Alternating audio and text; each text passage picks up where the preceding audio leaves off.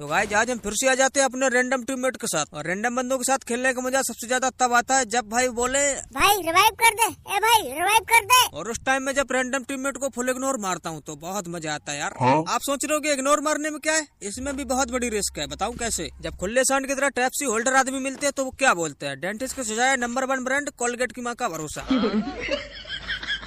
लेकिन तुम्हारे भाई को आज तक फ्री फायर के अंदर कोलगेट और क्लोजअप वाला तो मिला नहीं। जब मेरे को कोई मिला नहीं तो किसी से गिला नहीं। आप मेरे को लाइक करो, दुनिया आपको फॉलो करेगी। क्या बात है सर, क्या बात है सर, क्या बात, ये बात है। तो देखो प्लेन गया था ऑब्जर्वेटरी के ऊपर से, मैंने सोचा यहीं उतर लो, बंदे मिलेंगे भर भर के तो धुलाई करेंगे उनकी। लेकिन यार किसी ने खबर फैला दी तुम्हारा भाई ऑब्जर्वेटरी यार, साला डर के मारे एक भी बंदा नहीं आया। अब ये खबर किसने फैलाई वो एक बार मिल जाए, साले को हर मैच में माइक पकड़ाऊंगा आराम से। भाई तू बोल दे फलानी जगह जा रहा है मैं, ओपी मिस्टेक। साले तू 3 लेवल का बोरा भर भर के लूटने के बाद हमारे हाथ में खुजली हो रही थी भाई, बंदे मारेंगे। तो अब चलते हैं बंदे ढूंढने, लिस्को।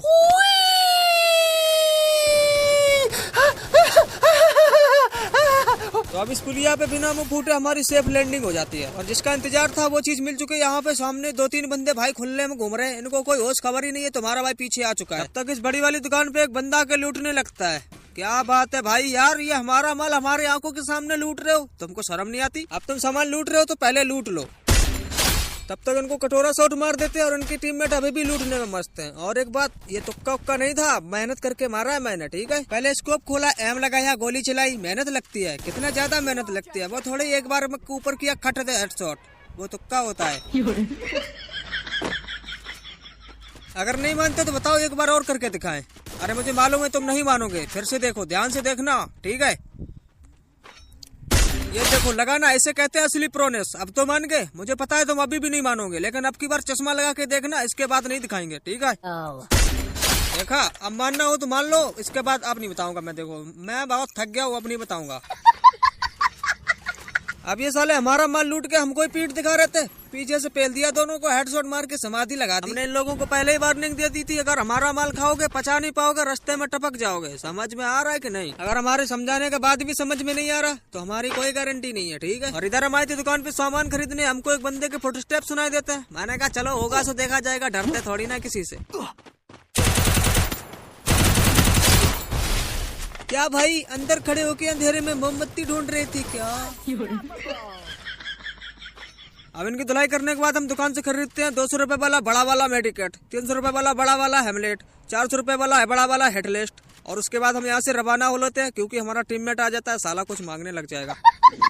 क्या सोच है रे तेरी, मानना पड़ेगा। उसके बाद मैं तो अपने टीममेट को छोड़कर रास्ते से जा रहा था, गाना भी नहीं गा रहा था, तभी एक आदमी हमारी आवाज सुन लेता है। साले ये लौंडे बहुत खतरनाक है। अबे काय के खतरनाक, एक एक को फाड़ दूंगा, चीर दूंगा, अपनी बाप की औलाद हूं मैं। यस, ऐसी समझ नहीं आ मुझे, एक एक को चीर दूंगा, अबे फाड़ दूंगा इन सालों को मैं। देख मार साले को, कोप ना मार।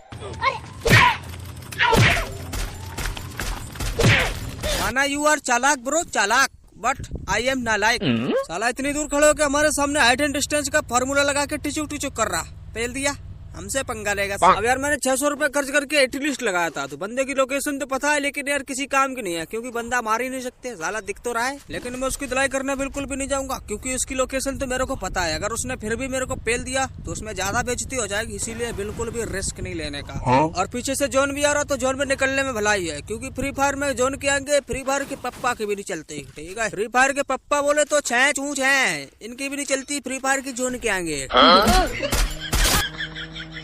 और एक बात कमेंट करके जरूर बताना, अगर फ्री फायर में जोन ना होता तो क्या होगा? अगर फ्री फायर में जोन ना होता, मैं तो भाई कहीं मैप में जाके छुप कर बैठ जाता एक जगह और रात को रख देता मोबाइल, सुबह ग्रैंड मास्टर। क्या बात है, कितना इजी रहता है यार।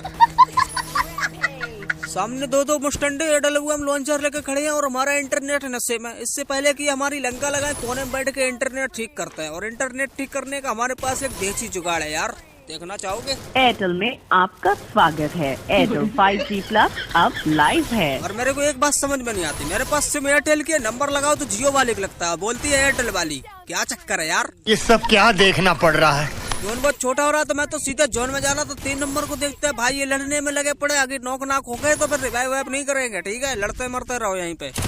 और मैंने 3 नंबर का किल चुरा लिया तो मन में गालियां दे रहा होगा, लेकिन देते रहो, मैं तो पहले ही से स्पीकर बंद कर रखा हूँ। भाई बकते रहो, जो भी कहना है कहो, गाना है गाओ, रोना है रो, सब कुछ कहना, लेकिन ये मत कहना रिवाइव कर दो, क्योंकि हम सुनेंगे नहीं, क्योंकि तुम कहोगे और हम सुनेंगे नहीं, और हम सुनेंगे नहीं तो तुम्हारी वैल्यू कम हो जाएगी, इसलिए कहना मत रिवाइव कर दो, ठीक है।